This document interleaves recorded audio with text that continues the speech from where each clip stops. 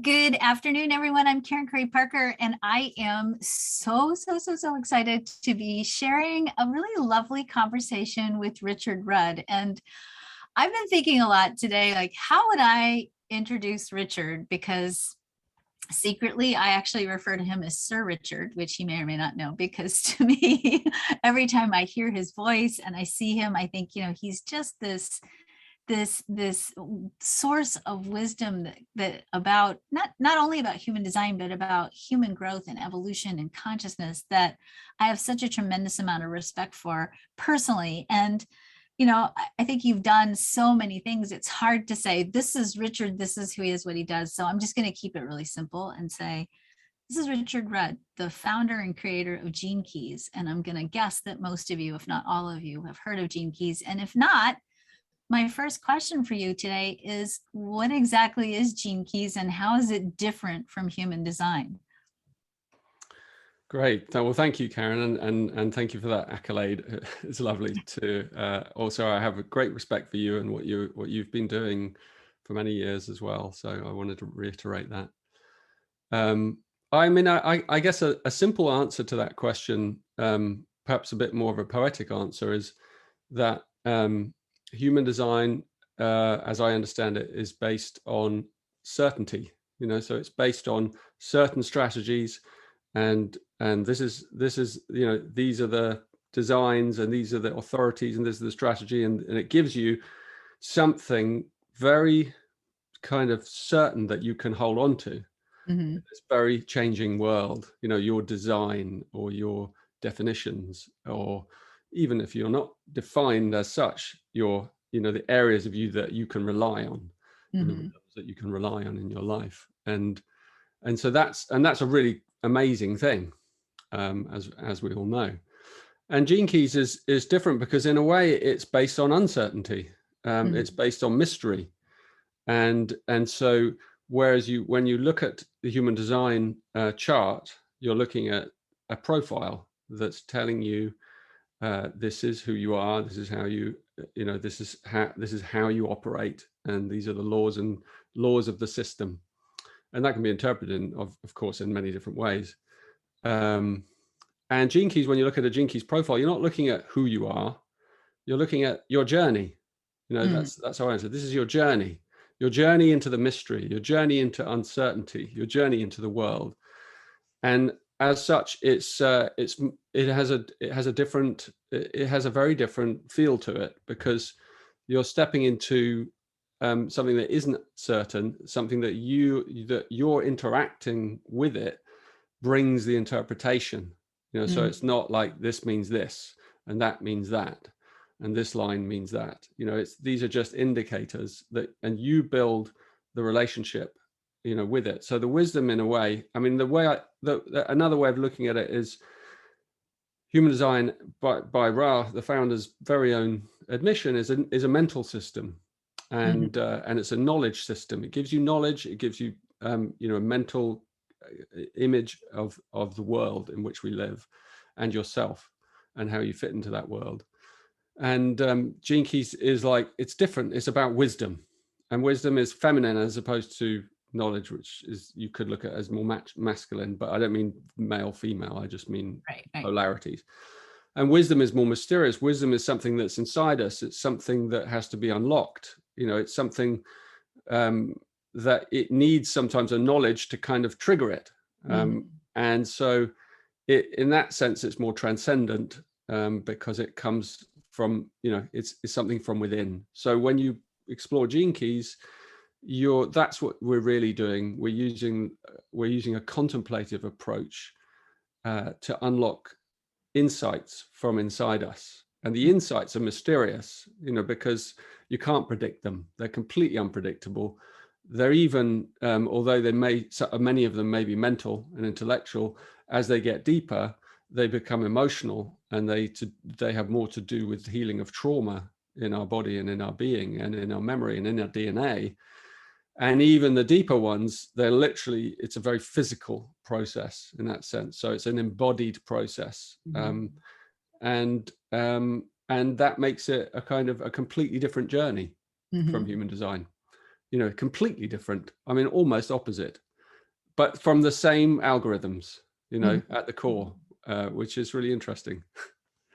Well, you kind of speak to this, and to me, you know, one of the ironies, if you will, about having this very rigid sort of system. I mean, there's a lot of rigidity in human design, and certainly in the way that it's oftentimes taught. And yet the origin of the system itself has kind of a mystique or a mystery around it, which leads me to the second thing that I want to explore with you. And that is, why do you think that this body of knowledge, whether it's human design that led to the evolution of gene keys, or all the different really mutations of human design that are now sort of emerging into the world, why at this time, why was it delivered in the way that it was delivered? When it first came out, you mean through Ra? Yes, Yeah. yes. You know, you know, for me, the Tibetans have a wonderful word called terma, and terma, through their understanding, it refers to a wisdom transmission, a transmission of wisdom. And the traditional version of understanding terma is that the termas were kind of dropped into the time-space continuum like kind of bombs by this great sage Padmasambhava, who is the second Buddha, right? And this is the Tibetan version, okay? But I want to draw an analogy to it. And then his disciples or devotees would carry on incarnating and through time, and they would pick up those termas at different points in time, and they're called tertons. And they would mysteriously be drawn to certain places, or they would be in where termas were actually physically hidden in the earth, in rocks and things, in mysterious valleys, and they dream of them and then go and find them, and they'd be revealed. But some terma were also hidden on what they call the mind stream, you know, deep in the higher mental plane. They were kind of lodged there, if you like, and then will awaken as revelations at certain times in history when they're needed. And human design, I believe, is a kind of terma. Now, it doesn't. I'm not drawing any parallels to the Tibetan lineage, you know, but it is the same kind of thing. And revelations have appeared like this throughout human history at specific times to specific people in specific places. And so Ra was the first opener of the envelope of this particular terma. And it was a very powerful, obviously, experience for him. It shook him to the depths of his being, and propelled him into a kind of almost a madness, I think, from, you know, in a way, which he then had to digest. And I think, you know, but I, you know, it's also my understanding is it's a collective terma, so it has multiple revealers, and so I was one of those as well. I am one of those, and so the envelope that I opened, that came, you might say, it came out of his envelope, and then I had another envelope, and I opened up that one, and it had a whole other set of teachings embedded in it. And then inside the one that I opened up, there are many envelopes. So it just opens up, and in a flowering form, it is a perennial knowledge that's traveled through time and space, and it's waiting for its moment, and it'll carry on opening as long as people are there to open it, and they feel empowered to do so, and they're in the right place at the right time. Yeah. I love this explanation so much, because, you know, back in the pre-COVID days when we did live expos and events, and I had the privilege of watching people get their chart for the first time. And I always keep a big box of Kleenex, because people would see it, and there was something about it, even if they didn't understand the chart, which they didn't the first time seeing it, that moved them so much they would cry. Or if I put the body graph up like on a big placard or a banner, people would be compelled to stand in front of that, and just they didn't know why, but they knew they had to know. And I think that is such a beautiful way of explaining that I know I need to know this. I don't know why, but I need to know this, and it moves me so deeply. So that's beautiful. That's beautiful. And I love, I think one of the things I appreciate so much about you is your willingness to evolve from your initial understanding and to keep opening that envelope. I mean, you are constantly creating a new succession of envelopes from your original envelope. So talk to me for just a minute about what you're working on right now. What envelope are you opening right now, Richard? Yeah, well, I have multiple ones at the same time. So,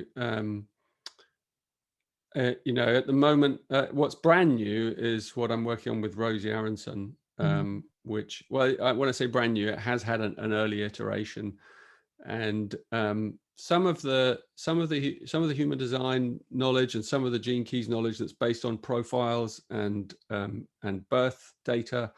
It's wonderful and it gives you this journey. And yet I wanted a kind of completely right brain approach into the matrix, so what the matrix I call the gene keys, those 64-fold matrix. And so I kind of intuited a more childlike approach, which was to look at what I created from the spectrum of consciousness, these shadows and these gifts and these cities for each of the keys or each of the gates, you might say.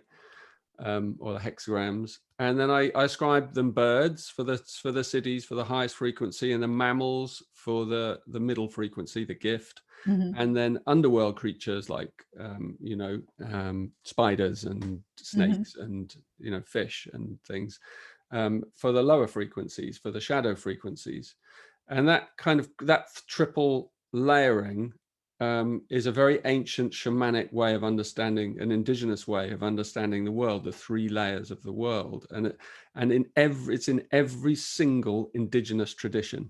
I mean, so it's very deeply imprinted in our being, in our human psyche. The upper world, the middle world, the lower world, the super conscious, the conscious, and the unconscious, and you see it at many different levels. Those three layers. So I'm exploring that with Rosie through all these lineages that connect to creatures, dream creatures. It's called the dream arc. And it's a really right brain approach into the matrix. So it's it's about unlocking the creative imagination, imagination with a capital I, and the power of the imagination, and what we now know as the quantum field, the ancients called the dream time. And so it's also a dream technology or a dream yoga that helps us move between states of consciousness through symbols, and the animals and the birds and the underworld creatures are the symbols. But it's not all just something that takes place in your mind. It's something that's very real. It connects us to nature. We're creating an online course that takes you offline. Actually, it takes you out into nature. It takes you out into the world. It gives you tasks, challenges, pilgrimages, connections. It inspires dreams in you. It inspires you to connect with creatures, to listen to the earth in new ways, in much more profound ways, and to connect with lots of different lineages through each of the creatures. So it's a kind of universal shamanic synthesis, if you like. And it has, so there's Kiwi in it, from the Maori, for example, and then you'll find, the stag, which is connected to the Celtic, realms, and then you'll find all the different creatures from all the different lineages connected and their meanings. Because if you think about it, every creature in our universe, in this Earth realm, has a significance. It has a representation. It represents a power inside us, some form, some gift. That creature has specialized in some gift, or it unlocks some certain fear and helps us move through that fear, or it takes us to a transcendent realm, as the birds do. And it's like a really very vibrant, creative thing I'm working on. But it's very different from anything that I've done before. And Rosie's been fantastic. She's a kind of explosion of creativity, as you well know.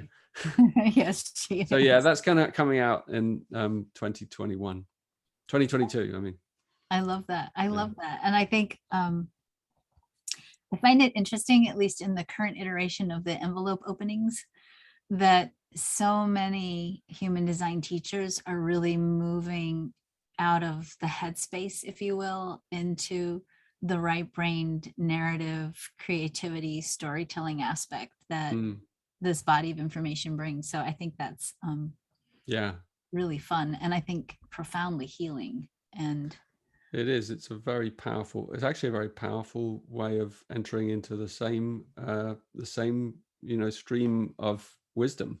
mhm, mhm. Beautiful, beautiful.